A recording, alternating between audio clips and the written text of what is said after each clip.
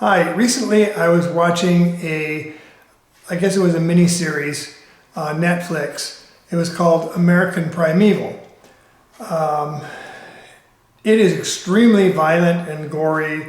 Actually, I wouldn't recommend it. However, it's based on something that has happened historically, and that was what was called the Mountain Meadows Massacre.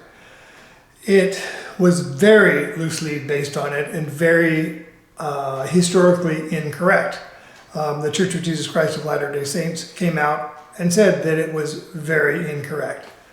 And I was talking to my brother about it, and he said, yes, it's historically very incorrect. He'd read a whole book on it. He said, actually, it was worse than it was depicted. I go, worse? I said, how could it be worse? That was really gory and horrible. He said, well, in the movie, they portrayed the massacre as just happening in one day and then it's all over. It actually happened over several days. So I actually looked it up on Wikipedia and some other sites about the historical aspects of it.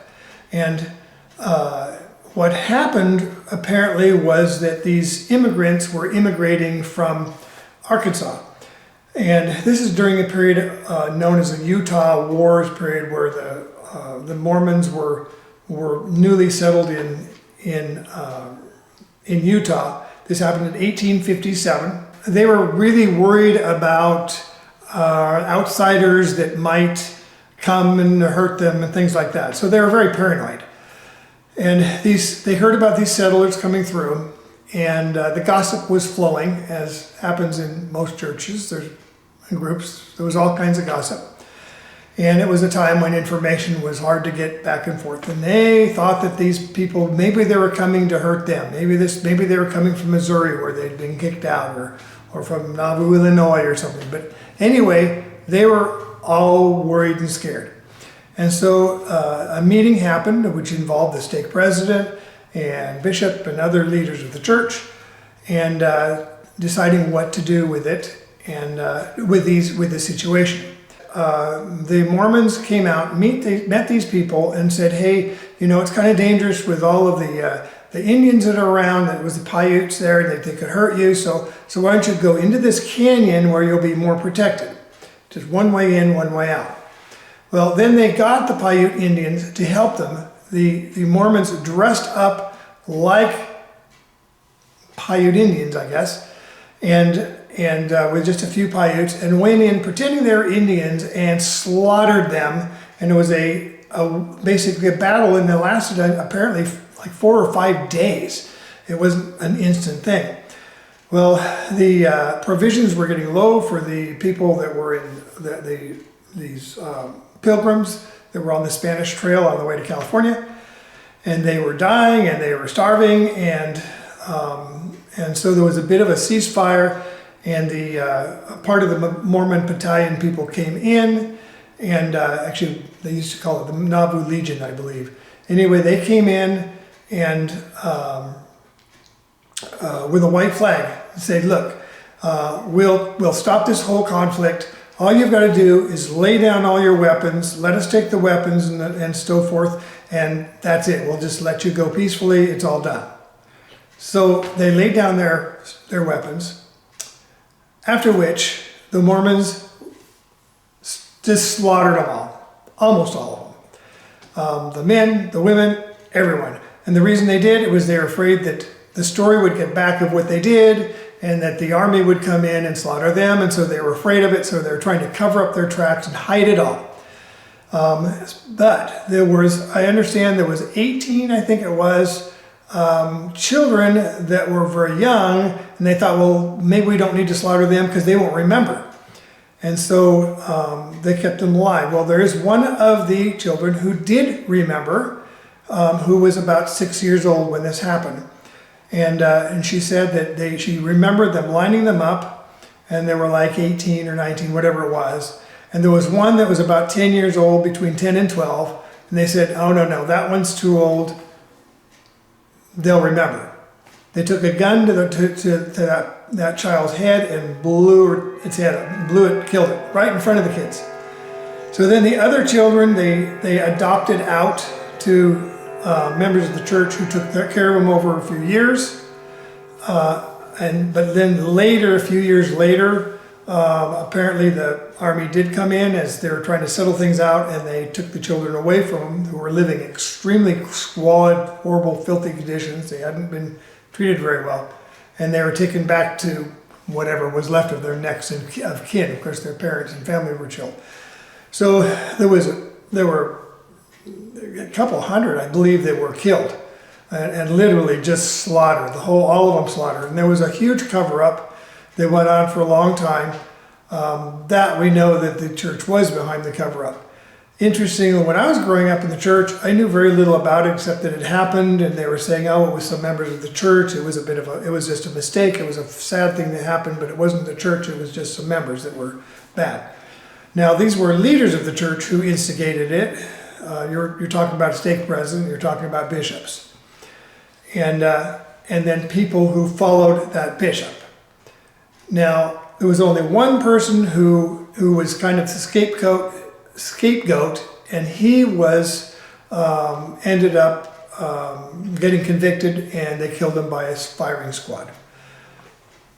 No one else was convicted. And the Civil War happened, and the whole thing kind of got forgotten, and things just moved on. And so since that time, there's been a lot of bad feelings toward the church over it. The church has tried to kind of had tried to distance itself from its involvement in it as a church, saying that was just people that did it. So anyway, who knows what that story is? And it was a long time ago. It was a horrible, horrible chapter in American history. Now let's get to. But it was very inaccurate in the Netflix film. The way they showed Brigham Young could have been fairly accurate, and maybe not. We really don't know.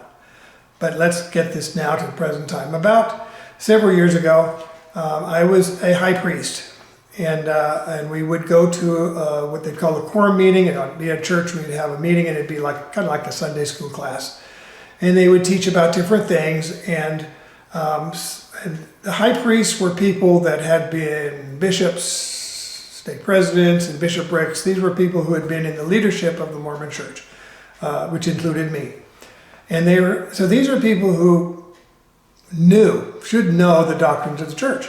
And they're talking about how, because we believed in a prophet, that if you follow your leaders, whatever your leaders say to do, if you follow them, if the leaders are wrong, it's on them, not on you. And so this teacher brought up the Meadows massacre, and that those people who followed the bishop, they weren't at fault because they followed their bishop, and the bishop says to do it, you follow your bishop, so it was fine. So I, at that time, was already on my way out. In fact, it was the last priesthood meeting I ever attended, and this is the reason why. Is I then kind of raised my hand and said, so I guess what we're saying is that if the bishop here in our ward, or the stake president here in the ward, tells me that I should go over to my neighbor next door, who is a Catholic, say, and I go over there and he tells me that I want you, the Lord has told me to go kill them all, kill their pets, kill the children, kill the mother, kill the father, and burn their house down. So I should do that. And if I do that, I'm completely innocent of any crime in the eyes of the church. I did nothing wrong.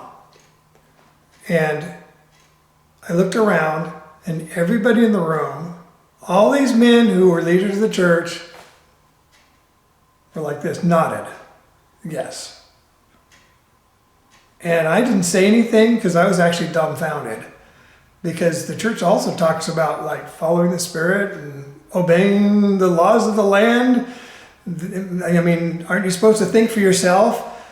When I heard that this silence, that they were okay with that, I'm not okay with that. Okay, it's there's something really wrong with a picture of people who will blindly follow a leader and do whatever they say in the name of religion and murder and kill and think that's okay because, oh, the sins, it's because the leader told me to do it. I have a problem with that. Anyway, that was my last priesthood meeting, and one of the memories I have as a member of, when I was a member of the Church of Jesus Christ of Latter-day Saints. It was actually about a month after that I quit the church. Anyway, have a good day.